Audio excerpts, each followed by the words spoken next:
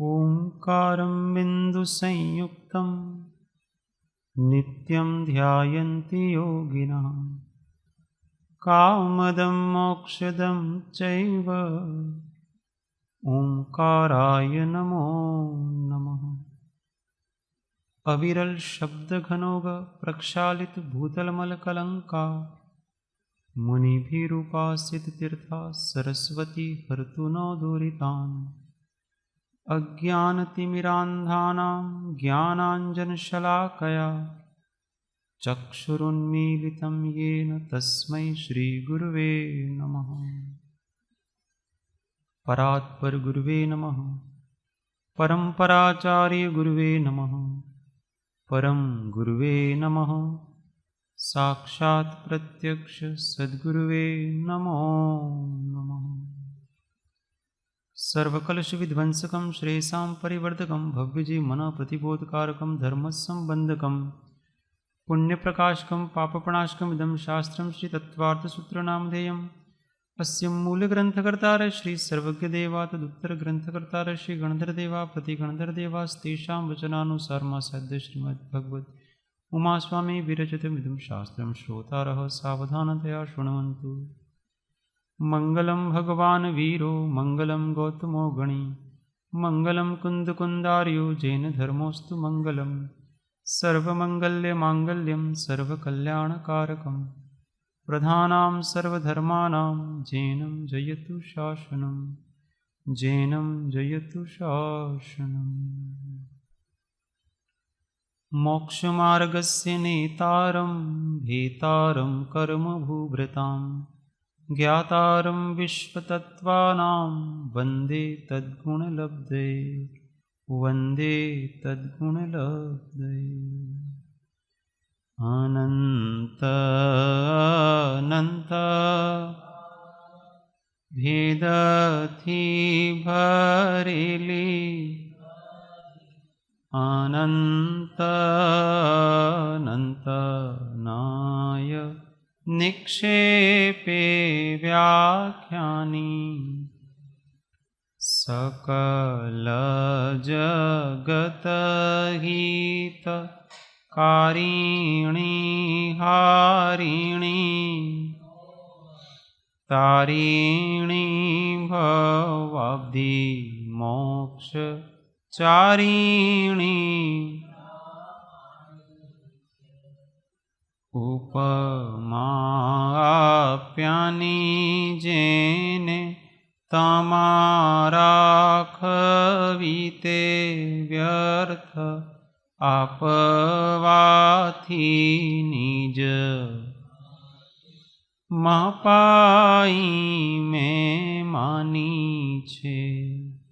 अहो राज चंद्र बाळ ख्याल नथी पामताय जिनेश्वर ताणी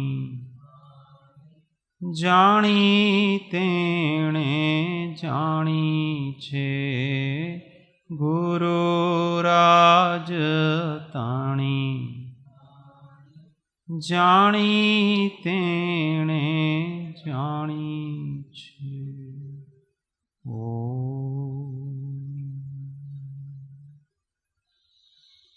जय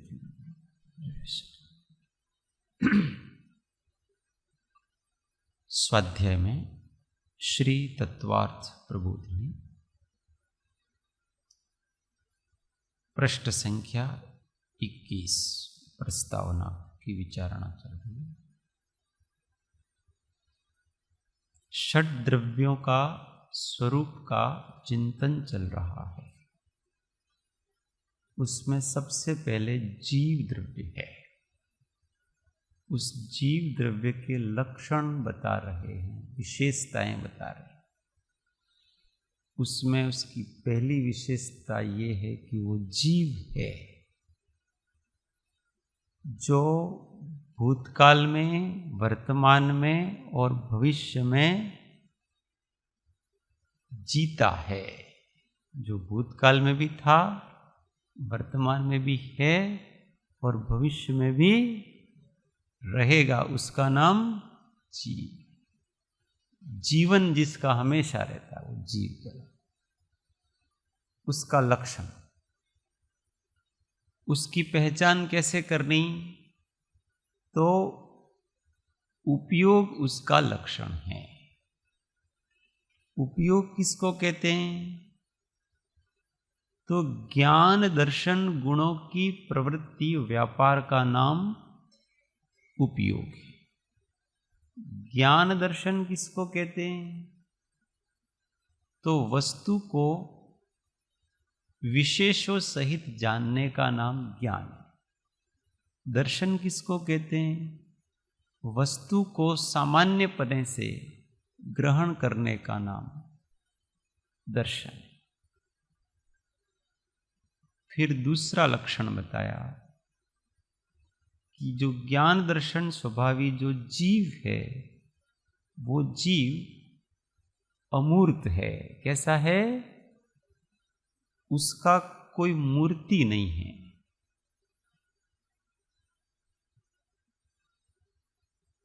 मूर्ति किसको कहते हैं, तो जिसमें कोई न कोई स्पर्श हो, कोई न कोई रस हो, कोई न कोई गंध हो, कोई न कोई वर्ण हो, उसको मूर्ति कहते हैं।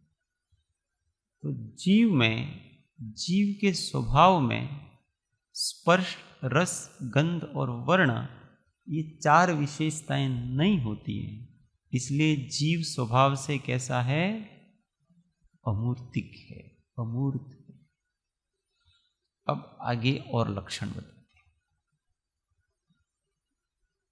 अब कहते हैं कि जीव कर्ता है।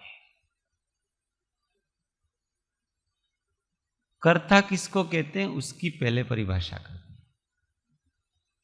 वस्तु की रचना करने का नाम कर्तापना है। परम शुद्ध निश्चय न से जीव अकर्ता है, कुछ नहीं करता, केवल रहता है, अपने निष्क्रिय स्वभाव में अवस्थित है। शुद्ध निश्चय नय से जीव अपने शुद्ध ज्ञान दर्शन सुख वीर्य इत्यादि परिणामों का करता है। पर के प्रभाव में आकर जीव अशुद्ध निश्चय नय से अपने रागादि चैतन्य विकारी परिणामों का करता है।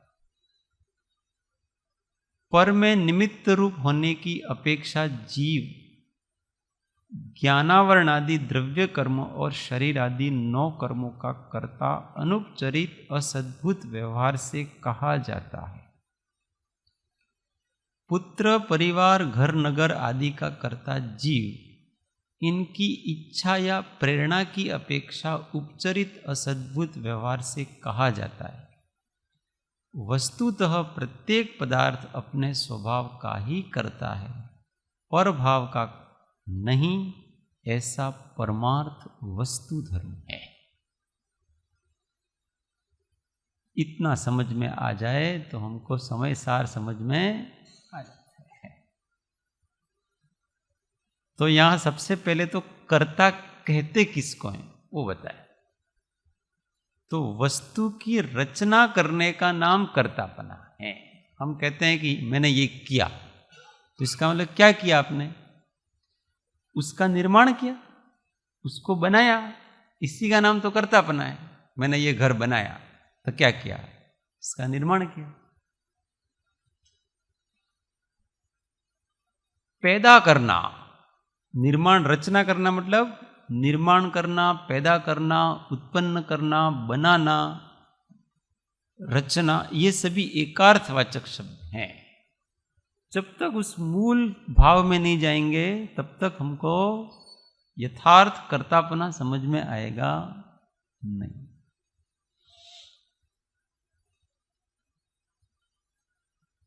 तो अब विचार किया जाए कि हमने क्या बनाया। कोई भी पदार्थ क्या रचना कर सकता है, किसकी रचना कर सकता है। हम किसको उत्पन्न कर सकते हैं?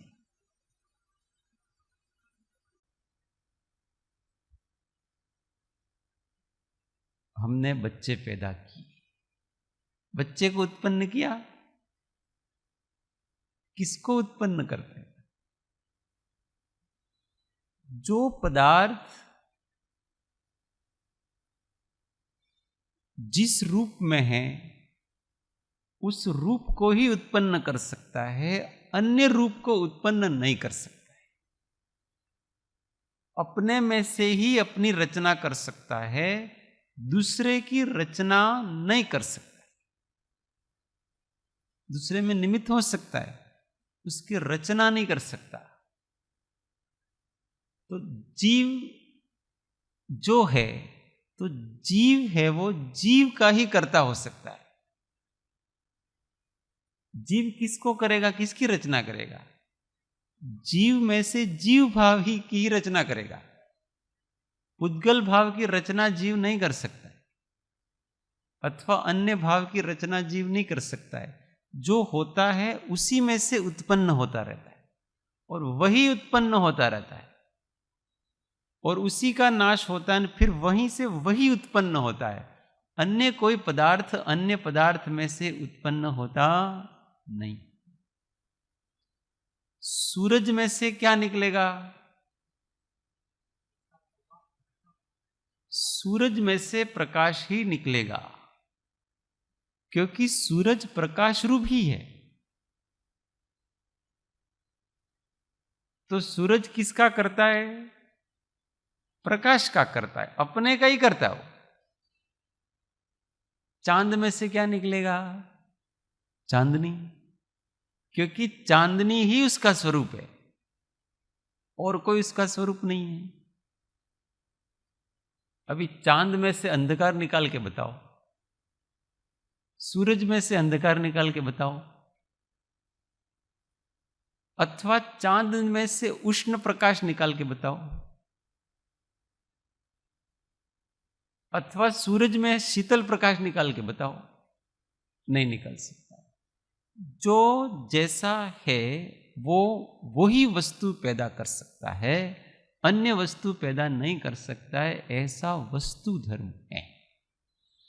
और वास्तव में कहा जाए तो वो पैदा करता नहीं है, होता है। कोई भी पदार्थ किसी की रचना करता नहीं है, उसमें से जो जैसा है उसमें से वैसा पैदा होता रहता है। अच्छा, सूरज प्रकाश अपने में से निकालता है कि सूरज में से प्रकाश निकलता रहता है? अग्नि है वो अपने में से उष्णता निकालती है कि उष्णता स्वयं ही निकलती रहती है? अग्नि क्या करती है इसमें? कुछ नहीं। सूरज क्या करता है इसमें? कुछ नहीं। जो पदार्थ जैसा है वैसी अवस्था उसकी बनती रहेगी, ये उसका वस्तु धर्म है। अग्नि में से उष्णता निकलती रहेगी, प्रकाश में से, सूर्य में से प्रकाश, उष्ण प्रकाश निकलता रहेगा, चांद में से चांदनी निकलती रहेगी, फूल में से सुगंध निकलती रहेगी। हम क्या फूलों ने सुगंध निकाले? कहां से निकालेगा? वो फूल सुगंध रूप ही है, उसमें से सुगंध निकलती है, उसकी रचना अपने आप होती है। द्रव्य में से पर्याय अपने आप उत्पन्न होती है। इसलिए द्रव्य को पर्याय का किसी दृष्टि से कर्ता कहा जाता है और किसी दृष्टि से कर्ता नहीं कहा जाता। इसलिए यहां कहा कि परम शुद्ध निश्चय नहीं से जीव अकर्ता है सभी द्रव्य। क्यों? क्योंकि वो कुछ जानबूझ करके कर नहीं रहा है, पुरुषार्थ करके एफर्ट नहीं लगा रहा वो उसका, इसको अपन पुरुषार्थ कहते हैं, बुद्धिपूर्वक का। वैसे तो परिणामी पुरुषार्थ है। इसीलिए कहते हैं कि उसने कुछ वो सहज हो रहा है, जीव में से जीव भाव अपने आप निकल रहा है, ज्ञान में से ज्ञान निकल रहा है, दर्शन में से दर्शन निकल रहा है, सुख में से सुख निकल रहा है, वीर्य में से शक्ति निकल रही है, इसमें कोई प्रयत्न नहीं हो रहा है। परंतु बिना प्रयत्न के भी कर्तापना होता है, अब सहज होता है, इसलिए अपन उसको अकर्ता कहते हैं। जो सहज होता है उसको लोक में अकर्ता कहा जाता है, वास्तव में तो वो अकर्ता भी नहीं है, वास्तव में तो वो कर रहा है, हो रहा है, वही कर रहा है और कुछ नहीं। हम जिसको प्रयत्न पूर्वक जानबूझ करके बुद्धि लगा करके एफर्ट लगा करके करते हैं उसी को हम कर्ता कहते हैं। जो सहज हो रहा है उसको हम कर्ता कहते हैं नहीं, पर उसका भी कर्तापना उसी को है। अगर हमको किसी में का कर्तापना रखना है, ये जो ज्ञान है उसका कर्ता कौन है, ज्ञान की पर्याय का कर्ता, तो हम किसके अंदर डालेंगे उसको? कि ये कर्मों के उदय से ज्ञान आता है ऐसा डालेंगे, कर्म के क्षयोपशम से आता है ऐसा डालेंगे, कि ये ज्ञान जीव ही कर रहा है। कौन कर रहा है ज्ञान का कर्ता? जीव, क्योंकि जिसमें से जो निकल रहा है वही उसकी रचना कर रहा है, वही उसका कर्ता। इसलिए जीव शुद्ध निश्चय नहीं से अपने शुद्ध स्वभाव का कर्ता हो रहा है अपने, पर कर्तापना किसी के अंदर तो डालना पड़ेगा ना। जो रचना हो रही है उस रचना को किसी के खाते में तो डालना पड़ेगा, तो किसके खाते में डालेंगे अपन? जीव के। और जीव जो भी भाव करता है उसका कर्ता कौन है? जीव ही। और जीव जीव भाव के अतिरिक्त जड़ भाव का कर्ता नहीं, कदापि नहीं है, कहा जाता है केवल। इसलिए यहां पर कहा कि परम शुद्ध निश्चय से जीव अकर्ता है, कुछ करता नहीं, केवल रहता है। वो केवल है, अपने निष्क्रिय स्वभाव में अवस्थित है।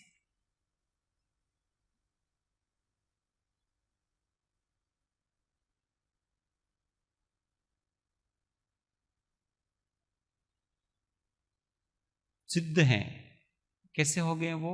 निष्कम, निष्क्रिय। वो कुछ करते नहीं हैं, हम जैसे गमनागमन करते हैं, ये करते हैं, चार गतियों में भ्रमण करते हैं, खाना खाते हैं, ये करते हैं, वो करते हैं, बोलते हैं, वो कुछ नहीं करते। वास्तव में स्वभाव उनका कैसा है? निष्क्रिय, शांत रहना। हर एक पदार्थ का स्वभाव निष्क्रिय ही है मूल में। शुद्ध निश्चय से जीव अपने शुद्ध ज्ञान दर्शन सुख वीर्य इत्यादि परिणामों का कर्ता है। शुद्ध निश्चय से इसका कर्तापना कब होगा? जब द्रव्य शुद्ध रूप परिणत होगा तो उसकी पर्याय भी शुद्ध रूप परिणत, सीधी सी बात।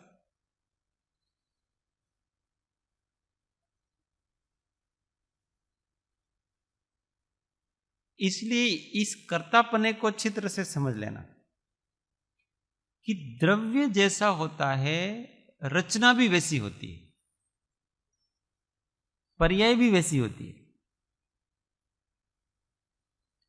ऐसा नहीं होता है कि द्रव्य शुद्ध हो और पर्याय अशुद्ध हो। अगर द्रव्य शुद्ध हो तो उसमें से निकलने वाली जो उत्पन्न होती है वो पर्याय कैसी होगी? शुद्ध। समुद्र की तरंग है, समुद्र कैसा है? खारा। उसकी लहर कैसी होगी? खारी। अब कोई कहे लहर खारी है, समुद्र तो मीठा है, ऐसे कैसे हो सकता है? अब कोई यूं कहे कि मेरे पर्याय में तो मलिनता है, मेरा द्रव्य तो शुद्ध है, तो कैसे हो सकता है? वो पर्याय जिसमें से निकल रही है वो द्रव्य किसका है? वो द्रव्य कौन है? वो भी तो हम ही हैं। और पर्याय कौन है? वो भी तो हम ही हैं। दोनों एक ही वस्तु है, उसी में से निकल रहा है सारा।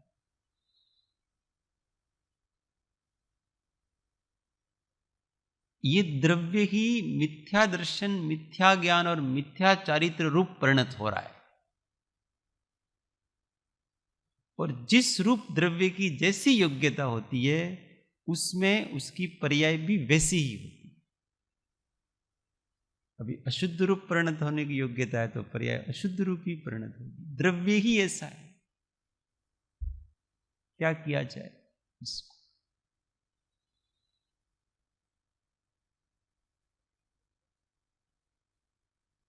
तो क्या करना अपने को?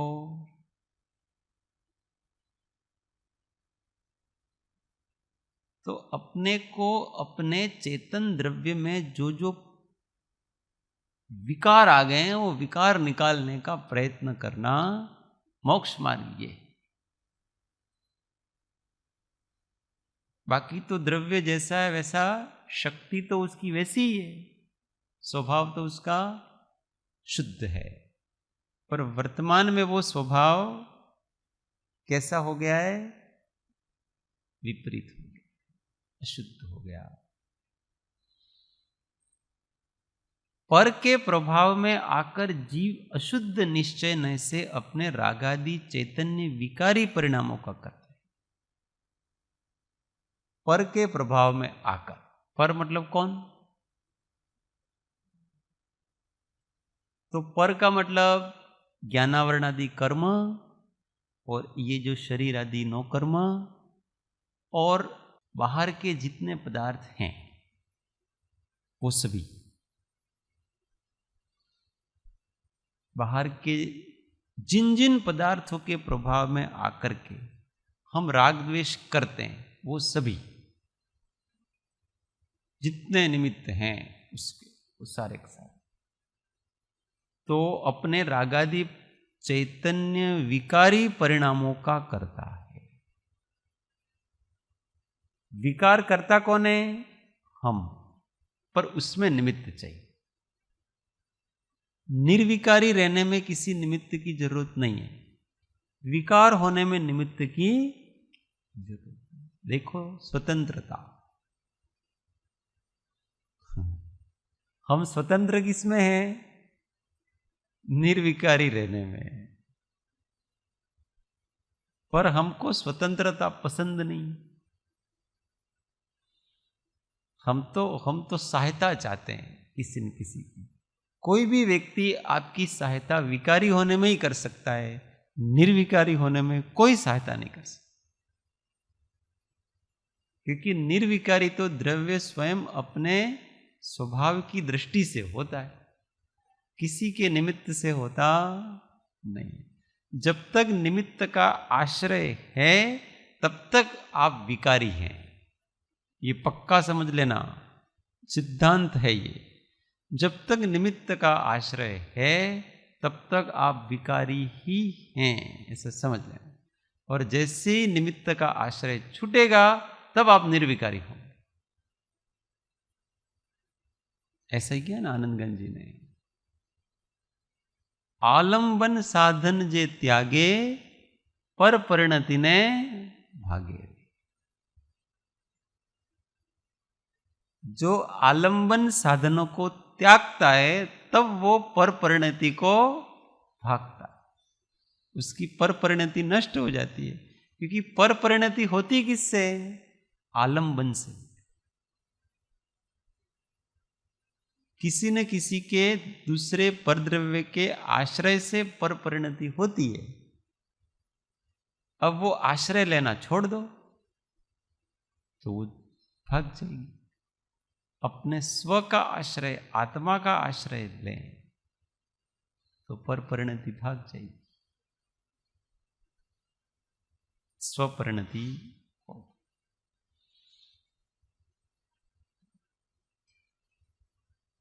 पर का कर्ता जीव परमार्थ से नहीं है, अपने ही परिणामों का कर्ता है। इन सब वचनों को बहुत अच्छे से दृढ़ता से बिठा लेना। हमको कभी कभी अनुभव ऐसा होता है कि ये मैंने नहीं किया होता तो कैसे होता। लगता है ना अपने, मैंने उसको ऐसा नहीं कहा होता तो कैसे होता, इसका मतलब मैंने करता हूं। पर ये भ्रम है, किसी का हमारे कुछ करने से होता नहीं है। आपके निमित्त से नहीं होता तो किसी और के निमित्त से होना है, सो होके रहेगा। बस जिसको जो होना है उसमें कोई न कोई निमित्त बनता है, निमित्त तो होता। निमित्त हमेशा निर्दोष होता है। किसकी अपेक्षा से? पर की अपेक्षा से, स्व की अपेक्षा से नहीं। निमित्त दोषी भी होता है, किस अपेक्षा से? बोलो, अभी ऐसा कहा है कि निमित्त दोषी होता है। हाँ, कैसे? अपनी अपेक्षा। माइक में बोलना भाई, जिसको बोलना।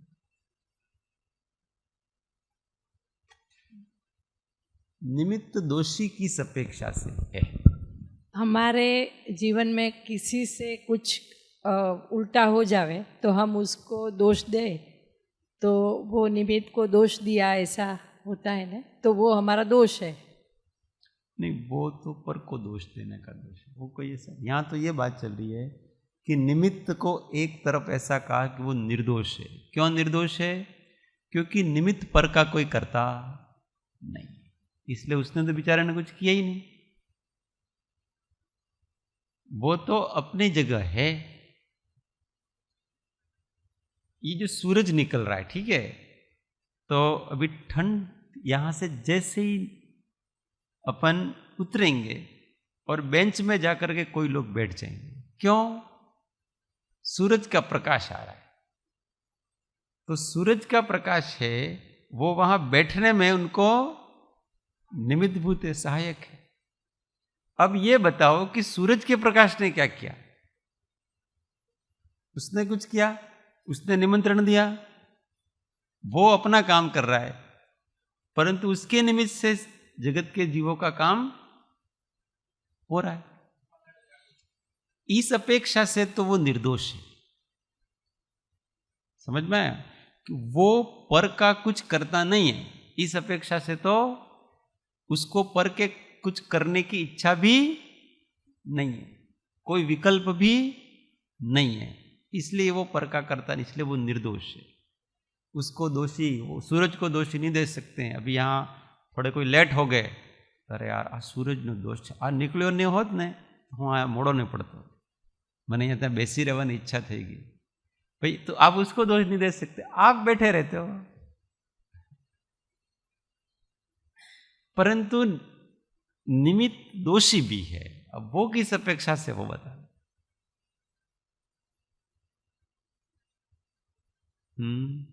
एक दिन अपने अच्छी चर्चा हुई थी इसमें।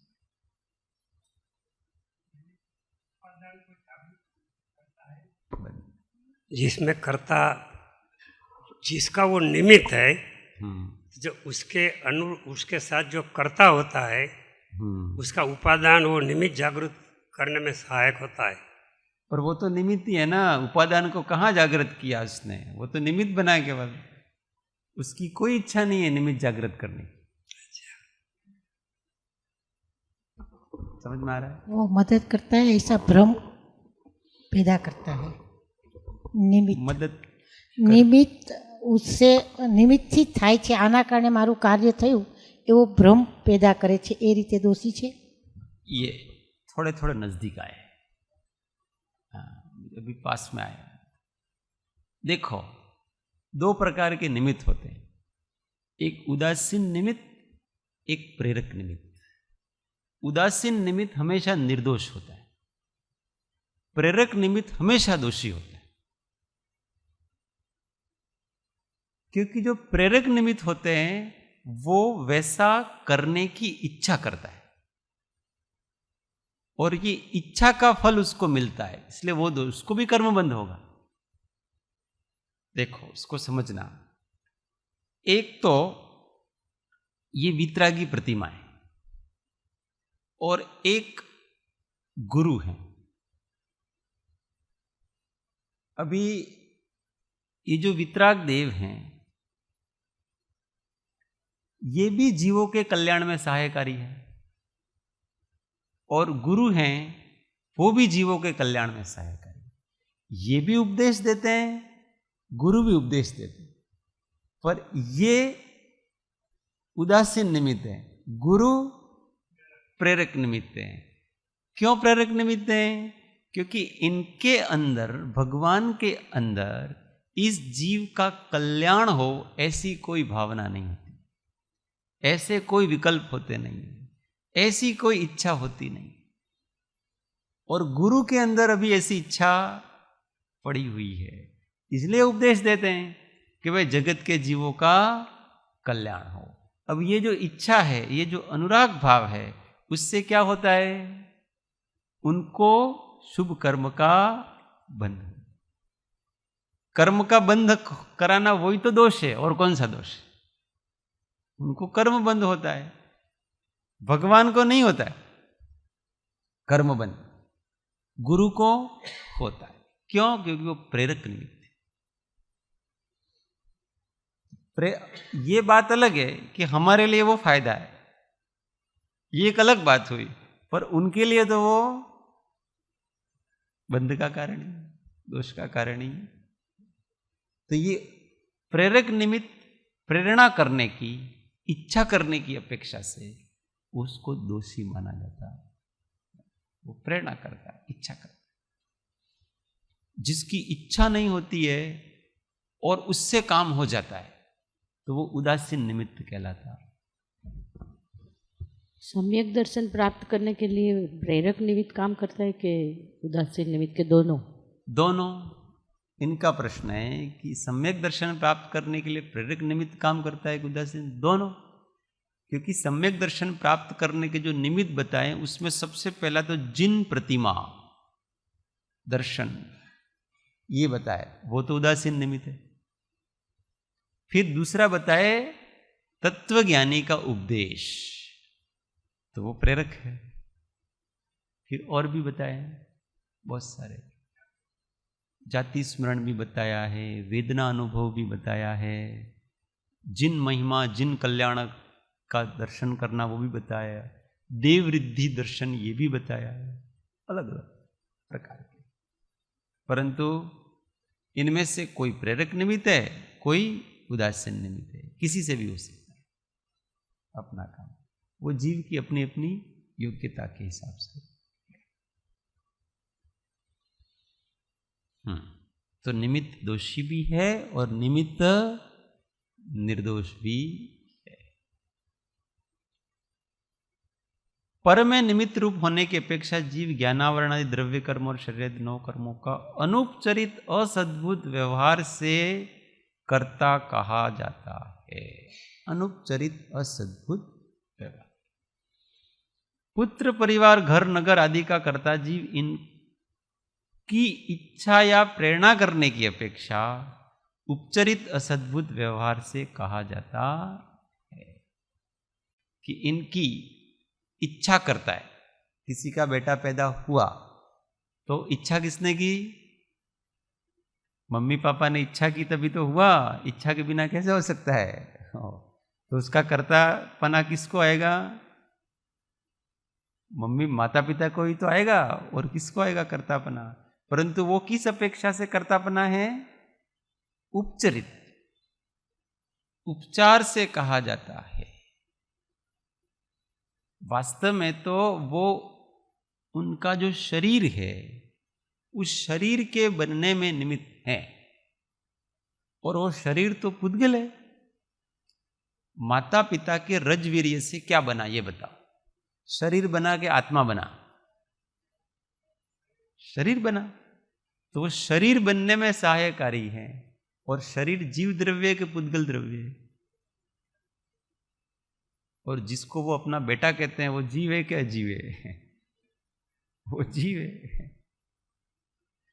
तो उस बेटे के जीव को पैदा नहीं किया उन्होंने, पैदा किसको किया उन्होंने? उसके शरीर को पैदा किया है, पुद्गल को। और पुद्गल का कर्ता कौन है?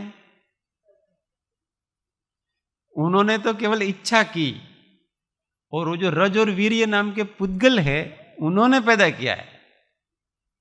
पुद्गल नहीं पुद्गल का शरीर बनाया है, जीव ने तो केवल उसकी इच्छा की है। देखो इतना स्पष्ट होना चाहिए वस्तु का स्वरूप। ये स्पष्टताएं अगर अपने अंदर नहीं हो तो इसलिए तो ये सब राग द्वेष होते हैं। हमें तने आटलो मोटो कर्यो भाई, હવે તો અમને છોડીને જતો રહે છે। क्यों? प्रॉब्लम ये है कि हमको ऐसा लगता है कि हमने इसको पैदा किया, हमको ये किया हो। अच्छा, किसने खींच के किसी को बड़ा किया ये तो बता ना। सब अपने हिसाब से बड़े हो रहे हो। ये जो कुत्ते वगैरह होते हैं तो इसको कोई बड़ा करता है? अपने आप ही हो रहे हैं। मनुष्य हमको कोई बड़ा करता है? बेटे को किसी ने बड़ा किया क्या? अपने आप ही। और आप किसी जगह रख दो उसको तो भी अपने भवितव्य नीति के अनुसार वो बड़ा होगा, मोगली की तरह। मोगली का नाम सुने? पहले एक सीरियल आता था मोगली, जंगल जंगल पता चला। बिना आत्मा शरीर पैदा नहीं हो सकता ना?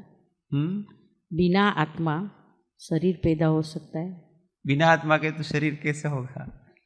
क्योंकि ये नाम कर्म है, शरीर नाम कर्म है, वो आत्मा के आश्रय से होते हैं। पुद्गल में कर्म नहीं होते हैं कोई। आत्मा के नाम कर्म आत्मा में पैदा होता है, आत्मा की वो उसमें उसके निमित्त से होते हैं सर। इसलिए उस नाम कर्म का उदय भी वहीं होता है, आत्मा में, किसी पुद्गल में नहीं होगा। नहीं तो यहाँ इसमें से शरीर निकलेगा, टेबल में से, कुर्सी में से, पुस्तक में से, ऐसे नहीं निकल सकता। वो चैतन्य के आश्रय से ही निकले।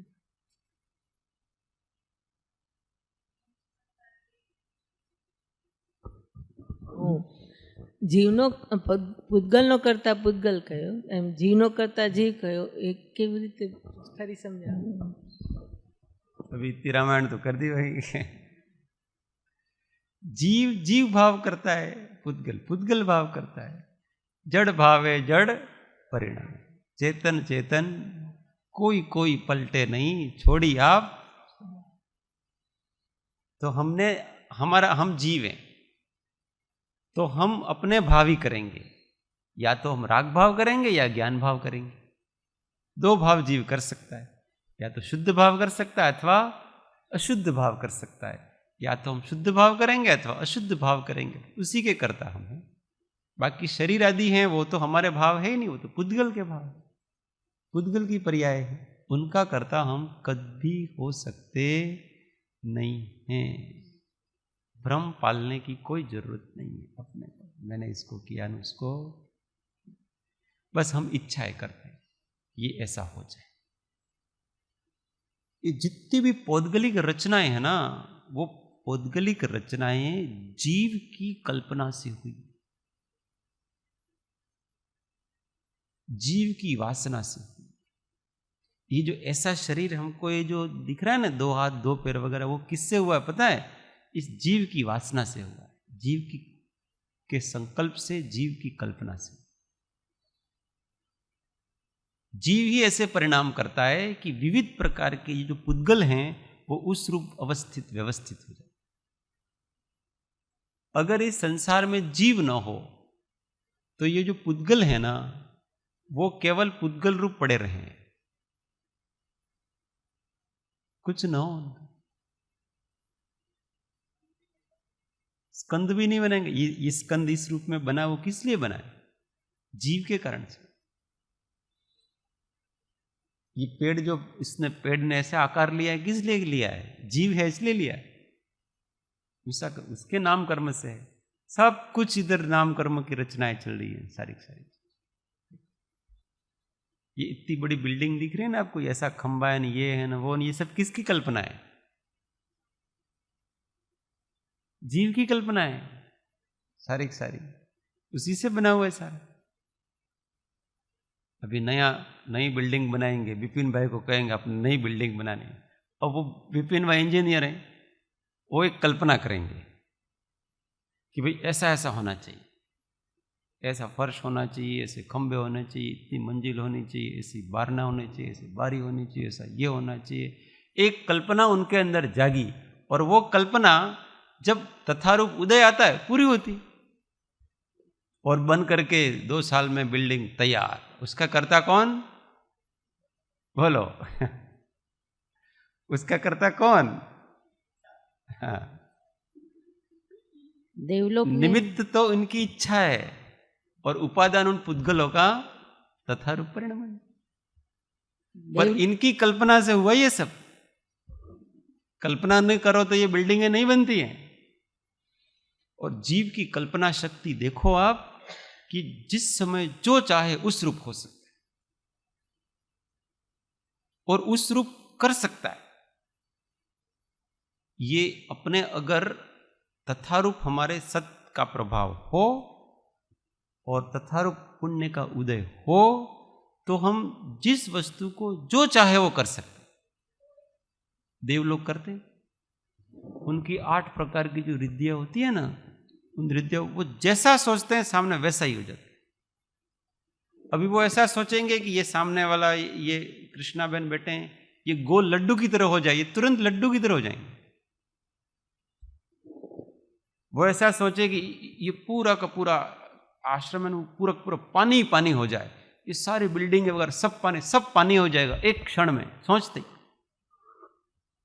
अग्नि को चाहे कि वो पानी हो जाए, पानी हो जाएगी। पानी को चाहे कि ये अग्नि हो जाए, तुरंत वो पुद्गल अग्नि रूप परिणत हो जाएगी। ये सामर्थ्य है उसकी कल्पना। अब कल्पना के अंदर जितना अपना योग बल तीव्र होगा उतनी कल्पना जल्दी पूरी होती है। किसी की कल्पना बहुत लंबे समय में पूरी होती है, सालों लग जाते हैं। अपन कहते हैं कि मैंने एक सपना देखा था, आज वो सपना हमारे साकार हुआ है। तो भाई तुम्हारे इतने साल बाद इसलिए साकार हुआ है वो सपना कि तुम्हारे पुण्य बल मंद था, इसलिए वो धीमे धीमे साकार हो रहा है। तथारूप पुण्य बल होता है तो वो साकार होता है, योग बल नहीं था। किसी का योग बल इतना जबरदस्त होता है तुरंत साकार हो जाता है। देवों का ऐसा है और पुण्यात्मा पुरुषों का ऐसा है, तुरंत अपने संकल्प को साकार कर। वो ऐसे यूं विचार करते हैं, अभी वो उनके सिंहासन पे बैठे हुए विचार करते हैं मेरे को पृथ्वी लोक पे जाना है, समय मात्र में यहां पहुंचेंगे। एक समय भी नहीं लगेगा, एक समय में यहां पहुंच जाएंगे वो पृथ्वी लोक। क्या किया उन्होंने? कोई उनके विमान की जरूरत नहीं, कुछ नहीं, एक क्षण में यहां आए। जैसे ही सोचा, कल्पना की योग बल है इतना, और वो एक समय में यहां पहुंच गए सारे। दूसरे क्षण जाएंगे, मेरे 1000 शरीर बनाना है, तुरंत 1000 शरीर बन जाते हैं। एक मात्र सोचा है, कल्पना की उन्होंने, हो गया काम। ये है योग बल, इसको पुण्य का प्रताप कहते हैं। इस जीव के अंदर ये सामर्थ्य है। इस सारा संसार इस जीव ने अपनी कल्पना से पैदा किया है। अगर जीव की कल्पना, जीव की वासना न हो तो ये विविधताएं अपने को कोई दिखे ही। ये हमारी वासना के फल हैं सारे के सारे। इसलिए जब तक ये वासना, ब्रह्मांडी वासना कही है कृपाल देव ने, कौन सी वासना की है? सारी सृष्टि को बनाता ही। उपजे मोह विकल्प थी समस्त संसार। और ये वासना जब समाप्त होगी तब मुझे कुछ नहीं करना, शांत रहना, तब आपसे कुछ नहीं होगा। इसलिए सिद्धों से कुछ नहीं होता है। सिद्ध कुछ नहीं कर सकते, करते भी नहीं। क्यों? अब वासना खत्म हो गई, क्या करेंगे? जो जहां है वहां स्थिर है। ये कर्तापना समझ में आ जाए। देवलोक में जो शाश्वत मंदिर है वो किसकी रचना है? वो भी जीवों के भाव से, परिणामों से ही है। शाश्वत है तो शाश्वत परिणाम से है। इसमें क्या? पुद्गल के परिणमन है वो। अलग अलग पुद्गलों के परिणमन हैं। जीवों को दर्शन करने की इच्छा है तो वहां सामने मिल गया उनको, बिना बनाया है, बनाना ही नहीं पड़ा उनको। जैसे जीव के भाव वो शाश्वत प्रतिमाएं वगैरह वो शाश्वत है, वैसे जीव के दर्शन आदि करने के, भक्ति आदि करने के परिणाम भी तो अनादि हैं। तो अनादि के लिए अनादि का निमित्त है। समझ में आ गया? अनादि के लिए अनादि निमित्त है, आदि के लिए आदि निमित्त है। कब से है वो? अनादि से है। क्यों है? अनादि से ही जिन प्रतिमाओं की भक्ति करने वाले हैं वो भी अनादि से ही, इसलिए हैं सारे। जो हजार शरीर जो बना है, इसमें आत्मा कहाँ से लाएंगे? एक ही आत्मा है। एक ही है। 1000 शरीर बनते हैं ना, उसमें वही आत्मा प्रदेश है, और वो सभी आत्मा प्रदेश है ना, वो अखंड है। ऐसा नहीं कि एक शरीर बनाया और एक शरीर वहां खड़ा है और उसके बीच में गैप है, तो उस गैप में आत्मा प्रदेश नहीं है, ऐसा नहीं है। वो गैप में उनके आत्मा प्रदेश है। और 1000 शरीर हैं, तो एक शरीर यहाँ मध्य लोक में, एक शरीर पाताल लोक में, एक शरीर ऊर्ध्व लोक में, वे 3 शरीर हैं देवता के, और इन तीनों में आत्म प्रदेश कनेक्टेड है। और वो तीनों जैसे परिणाम करते हैं वैसे कर्म बंद होता है। एक देव का शरीर एक तो समोसरण में बैठा है और वहां तो भगवान की दिव्य ध्वनि सुन रहा है, एक अपनी देवांगना के साथ मौज कर रहा है, और एक कोई नरक की तीसरी भूमि में गया किसी को उपदेश देने के लिए। अब तीनों के परिणाम अलग अलग है और तीनों के परिणामों का बंध उनको हो रहा है, और वो तीनों ही काम अलग अलग समय में हो रहे हैं। ये समझना, वो इतने फास्ट होते हैं कि हमको ऐसा लगता है कि ये एक साथ, देखो देव एक साथ कर रहा है, वो एक साथ नहीं कर रहा है, तीनों ही अलग अलग कर रहा है, तीनों काम अलग कर रहा है। इतनी फास्ट उसकी रहती है। वो हमको ऐसा लगता है कि हम एक साथ 2 काम कर सकते हैं, 4 काम कर सकते हैं, पर वो वास्तव में वो क्रम से ही हो रहा है। इसलिए वो इतना अधिक जल्दी से वो उपयोग घूमता है, उपयोग का व्यापार, कि वो 1000 शरीरों में एक साथ घूमता रहता है, कभी इसमें कभी इसमें कभी इसमें, और लगता है ऐसा कि मैं एक साथ कर रहा हूं। देखो मैं भी देख भी रहा हूं, मैं भी सुन भी रहा हूं, मैं भी सूंघ भी रहा हूं, पर जिस समय तू देख रहा है उस समय सूंघ नहीं रहा है, और जिस समय सूंघ रहा है उस समय सुन नहीं रहा है। ये 100 अवधान है, वो सब अलग अलग समय पे हो रहे हैं। हमको ऐसा लगता है कि एक साथ हो रहे हैं, पर वो इतनी जल्दी से उनका उपयोग घूमता है, व्यापार इतनी जल्दी से होता है कि हमको लगता है कि एक साथ से बंदूक करे, एक साथ नहीं करे। मति ज्ञान क्रम से ही होता है, केवल ज्ञान ही एक साथ ग्रहण करता है, बाकी कोई ज्ञान एक साथ ग्रहण करता नहीं है। अवग्रह इवा अवाय और धारणा इस रूप ही होगा, अलग अलग समय पर होगा, ये सब अलग अलग समय पर।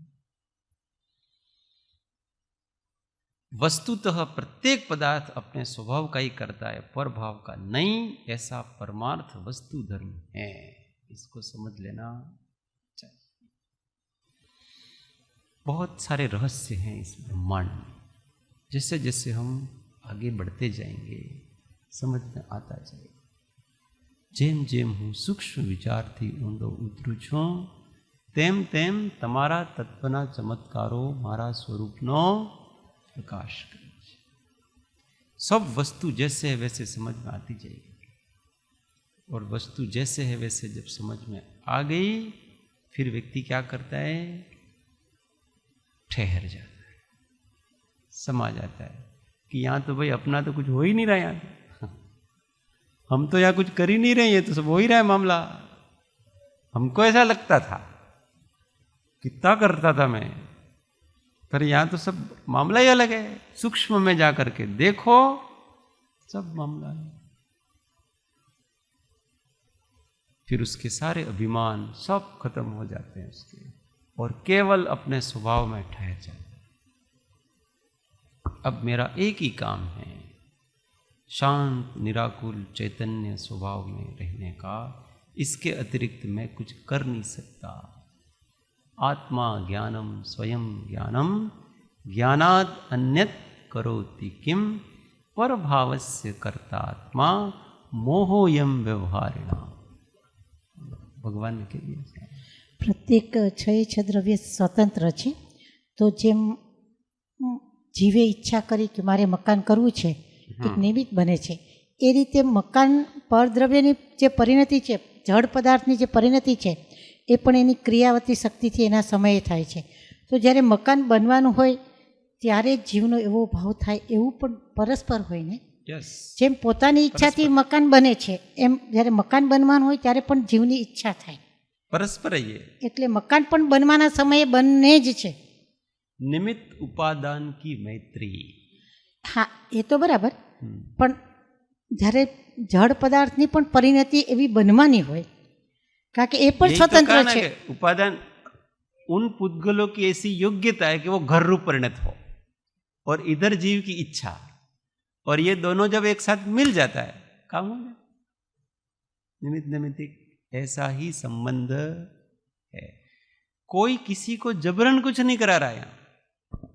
કારણ કે જો મકાન બનવાની પરિણતિ જ્યારે એટલે પરપદાર્થનું બનવાનું હશે ત્યારે એક નહીં તો બીજો જીવ પણ એવી પરિણતિ થશે જ. वो होगी. कभी कभी ऐसा होता है कि कभी किसी महाराजा ने किसी कोई बनाने का भाव किया था. अभी वहाँ हम एलोरा की गुफा देखने गए थे, उसका इतिहास बताते हैं कि उसको बनते बनते 1200 साल लग गए. अब उसकी इच्छा किसने की थी? जो सबसे पहले राजा हुआ था उसने.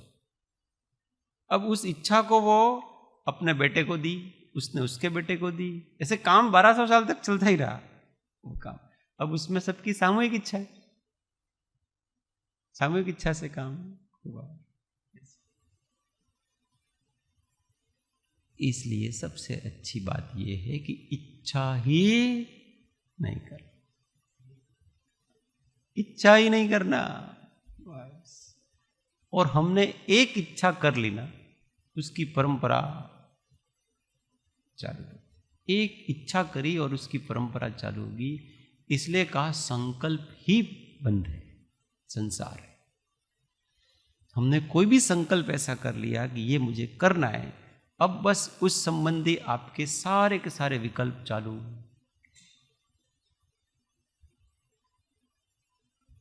और इसलिए तो मुमुक्षु जीव को जब यथार्थ ज्ञान प्राप्त होता है तब क्या होता है कि कुछ भी करने जैसा नहीं. क्योंकि मैं अगर कुछ भी करने की सोचूं तो तुरंत वापस चालू हो जाता है संसार. इसलिए कुछ करना नहीं, हम केवल चैतन्य हैं तो चैतन्य होकर के रहें बस. ये हमारी भावना होनी चाहिए. नित्य ऐसी ही भावना करो कि मैं, मेरा जो स्वभाव है उस रूप होकर के मैं रहूं और मुझे कुछ नहीं करना है. होगा जरूर, ये सारी इच्छाएं पर वो होंगी जरूर, पर ये मुझे करनी, ये पूर्व में की थी इसलिए अभी आ रही है, नहीं करनी है अपने को. नए किले नहीं बनाने अपने को, नए गढ़ भी नहीं बनाने अपने को. अभी तो जो गढ़ बनाए उसी को ढहाना है. गलती से मैंने पहले इच्छाएं कर ली थी, अब नहीं करनी. नहीं तो हम एक इच्छा करेंगे और पता नहीं कितने जन्म बांध देंगे, कितने जन्म अपन वासना बंध जाती है, जन्म लेने पड़ेंगे.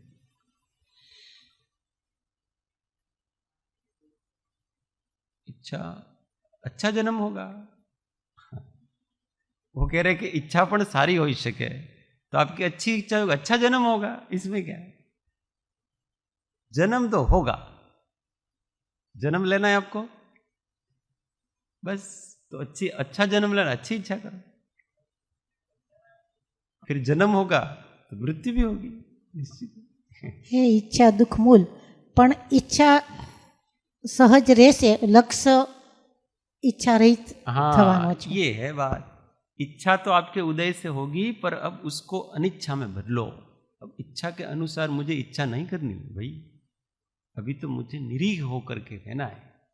अपना आगे अब कुछ नहीं करना, अब सब बाइंड अप. ये तो तप है, इच्छा निरोधा.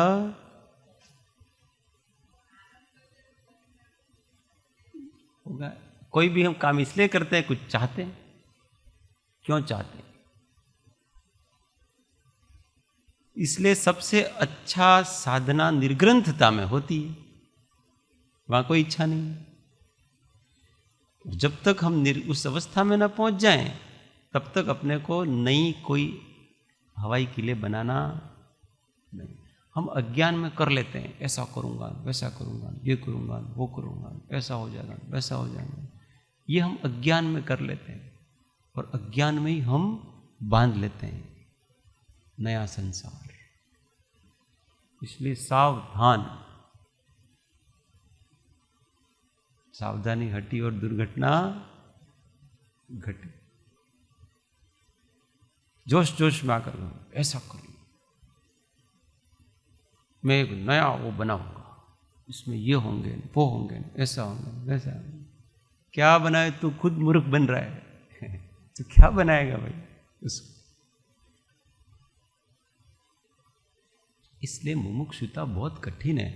हमको ऐसा लगता है कि हम सब मुमुक्षु हैं, भ्रम में नहीं रहने का कि हम मुमुक्षु हैं। मुमुक्षु का स्वरूप हम विचार करेंगे तब पता पड़ता है कि मुमुक्षु हर समय मुक्त भाव में रहने की जिसकी अभिलाषा है वही मुमुक्ष है। यहाँ तो हर समय कितने सारी वासनाएं चल रही है और वो अच्छा भी लग रही है, बुद्धिपूर्वक भी कर रहे हैं सारा का सारा। तो कहाँ का मुमुक्षुपना रहा? विचार करने योग्य है।